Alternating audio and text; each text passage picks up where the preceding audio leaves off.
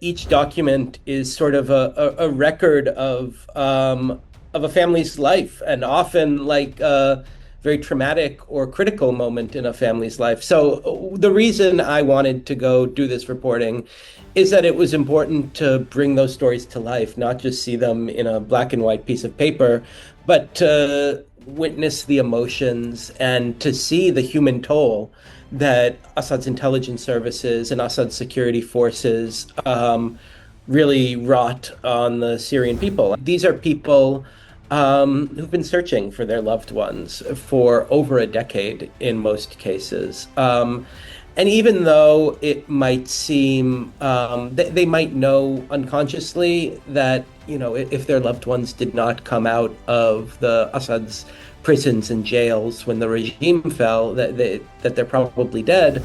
They never received a document. They never received any actual proof that their family member was dead, and that's what we were giving them. The lead subject of that story, Tha'ar al-Najjar, kept on asking, are you sure this document's real? Are you sure that nothing's changed with it? And I totally understand this reaction. I mean, these are people who hated the Assad regime in most cases, didn't believe official documents. And on top of that, the documents include a transparently false cause of death. They say everyone died of cardiac arrest. He knows his brother didn't die of cardiac arrest. He knows his brother was killed. There are hundreds of thousands of Tha'ar al-Najjars who are going through this exact same thing as they search for their loved ones.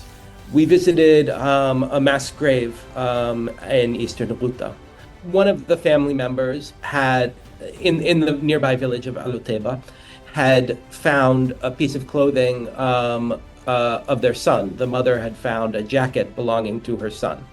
And she was interviewed on Syrian TV, and we went and talked to her and her husband, the boy's father. And I asked them about their son.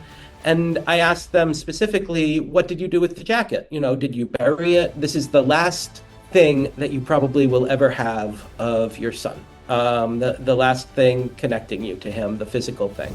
And they said, no, we left it in the mass grave for the government investigation. We didn't move it. We didn't move anything.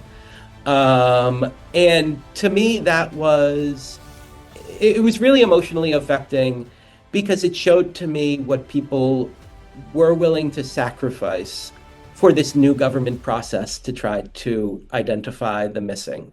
And I don't know if I don't know if that sacrifice is going to bear fruit. Because then when you talk to the government people, the process is really at its very beginning stages. I just don't know whether what the government can do is ever going to match up to what the Syrian people and the families of the missing are hoping to learn about their missing family members.